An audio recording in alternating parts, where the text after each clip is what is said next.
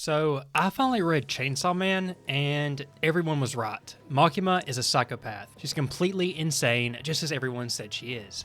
But here's the thing, I had no idea why, because I had not yet read the Chainsaw Man manga. Now that I finally read it, I finally have all these answers. Prior to reading the manga, I knew that something was up with Makima. I knew that she did some really screwed up stuff inside of Chainsaw Man, but I didn't know what.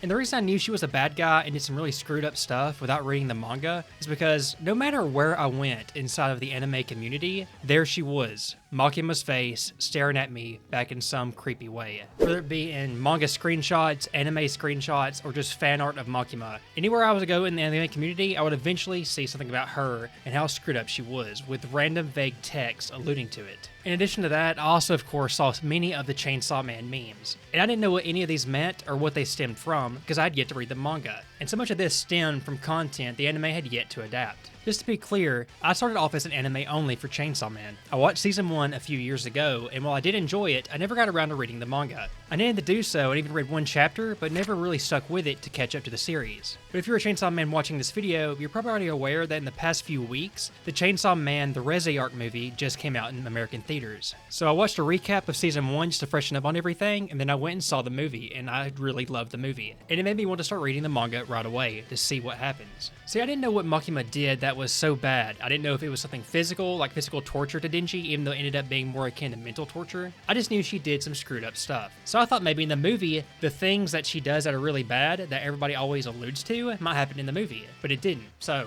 I only had one way to find out, and that was to hop full on into the Chainsaw Man manga. You get a feel that something is shady about Makima almost from her character introduction to the series. You just know there's something off with her, but you don't know if she's evil or good. She just gives off shady vibes. But a lot of times, authors or writers may take a misdirect approach and make you think that the character that is shady is the bad guy, just to subvert your expectations later, and they actually be someone trying to do the right thing. And a lot of people theorize that that was Makima's case, that while she seemed evil or shady, maybe she was good with her intentions. As the series progresses, we start to get a lot more reveals and hints about Makima's true nature, and that there really is some shady stuff going on with her. This really begins when we see her shot and she dies, but then she just ends up alive, and we don't really see how she's alive, which we do find out later. But this progresses even further into the Reze arc. And now having read the manga, all of the things Makima does in this movie, with context of what I know from the future after reading the manga, it adds a lot of new context and depth to a lot of the scenes in the Reze arc film. At the end of the arc, Makima intercepts Reze, who is trying to meet Denji at the cafe, and subdues her and takes her out essentially. And she does so by arriving in a bunch of rats, and it really makes you question her powers. And then she effortlessly subdues Reze,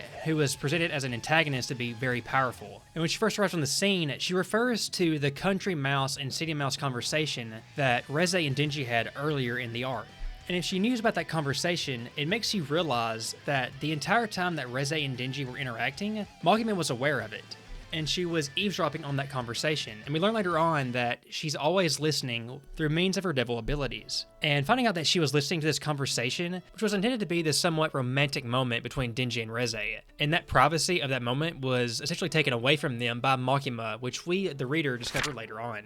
But even though Makima isn't revealed as a full-on antagonist or villain at this point, and she was warranted in taking out Reze, who destroyed half the city, when you registered that she was eavesdropping on all of Denji and Reze's conversations, and that she knew about their interactions, then you can assume that she probably also knew that Reze was the bomb devil and was after Denji in some shape or form. And if she knew all that, she essentially stood by while half the city was destroyed and thousands of lives were lost, because that wasn't important to her. As long as Denji was in immediate danger of being killed or captured, she had no reason to immediately intervene. But the moment Reze intends to meet up with Denji, which could potentially lead to them running away and Makima losing Denji, she immediately intervenes and intercepts Reze to prevent them from meeting up and potentially running away together. This shows that at any moment during the entire arc, Makima could have intervened and stopped Reze before the entire battle even took place. And this is where some of these sinister vibes really start to shine when you realize this. In the following arc, where a lot of assassins are after Denji, we see everyone in hell, and we even see Makima go there to square off the Darkness Devil to try to save everyone. And we get a little more context into her powers here, and that maybe she truly is a sinister force in the series. After all, this arc does feature the original version of that Kisame meme, where he's holding up the little note saying Makima is listening, and that's one of those memes that I saw a lot before reading the manga, and I didn't know what it meant or what it originated from. The moment you see that Makima is listening, and he immediately follows it up by writing on the paper that he wants to kill her, we as the reader realize that there's something up with this Makima lady and that she is bad news most likely. We've seen her die and not die essentially earlier in the series. We saw her effortlessly dispose of Reze, who is a very strong antagonist that absolutely whooped Denji. This arc reveals that she apparently has the abilities to always be listening into conversations, and that you can't thoughtlessly just speak out loud, and otherwise she would find out about it. This arc doesn't tell us why Kishibe wants to kill Makima. We can only assume it's because she's up to something that's not good for him, at the very least. But it ended up being way more screwed up than I initially expected. You really find out about Makima and just how crazy and evil she truly is in the Gun Devil arc. In this arc, we get information about her abilities and learn that she actually is indeed the Control Devil, and that anyone she deems lesser than herself, she has the ability to control. And this is where things get really dark, and we really start to get insight into how despicable and psycho she truly is. This is before her revelation to Denji. Having read the Control Devil arc, where the final fight with Makima occurs, gives new context to the Gun Devil arc. It makes you realize how manufactured everything that happened in this arc was all by Makima's design. It really began with Aki coming to her for help, who, in a future devil vision, saw a future that an angel encourages him to turn to Makima for help, and maybe she can help him grow stronger and change the future. And as he's crying pleading to her for help, she immediately reveals that she's a devil by asking Aki to make a contract with her and taking control of him while doing so. But at this very moment, Angel has memories of the past and what Makima did to him. Memories she had locked away, where she had used all of his powers to murder everyone in the village he came from. Erased that from his memory until he regained it just for a slight moment, and he realized and remembered just how terrible Makima is for what she did to him, and what she's capable of. But it came a moment too late, as he has a realization of terror that he's just referred his friend Aki to Makima, and in doing so, has now put him under her control. And he remembered moments too late, and Makima quickly takes control of him again, making this whole scenario even more tragic. Angel encouraged Aki to go to Makima for help, and at the last moment breaks free of some of her control and regains memories of how evil she is, and at that moment, he's already too late. Trying to help Aki, he's doomed him. If we don't see what actually transpires in the fight with the Gun Devil versus Makima, we can only assume what happens based off future events. The most likely scenario of what happened is that Makima was able to defeat the Gun Devil in its devil form. Aki died somewhere along the way, whether Makima killed him or the Gun Devil killed him. Then she made the Gun Devil take control of Aki's body to become the Gun Fiend, then sent him to fight Denji, while also calling him, telling him that the Gun Devil Fiend was at his door. And having read the manga, I can look back at this scene and realize just how terrible and screwed up and manipulative it truly is. Because not only did Makima essentially kill Aki, who is Denji's best friend, she also made his body get controlled by the Gun Devil, the devil that Aki himself despises, then sent the Gun Devil in Aki's body to fight Denji and kill a bunch of innocent people in the process, ultimately forcing Denji to cut down his best friend. So not only did she essentially kill Denji's best friend, she also made him get controlled by the devil that he hated, and forced Denji to fight him and put him down for good in his Gun Fiend form. Further breaking Denji as he realizes that he's lost his best friend and has to be the one himself to cut Aki down. And we later learn that this was all in an attempt to finally break Denji and break his resolve and torture him and make him break as a person, to the point that she could break the contract between Denji and Pochita, so that perhaps she could gain control of Chainsaw Man. This whole scenario of Denji versus Aki is a completely manufactured and manipulated tragedy by Makima. For Denji, losing Aki would have been bad enough, but being the one being forced to cut him down to free him from that devil's control is even more screwed up and traumatizing to Denji. And there's all these little scenes of Makima just manipulating Denji while trying to appear to be good to him.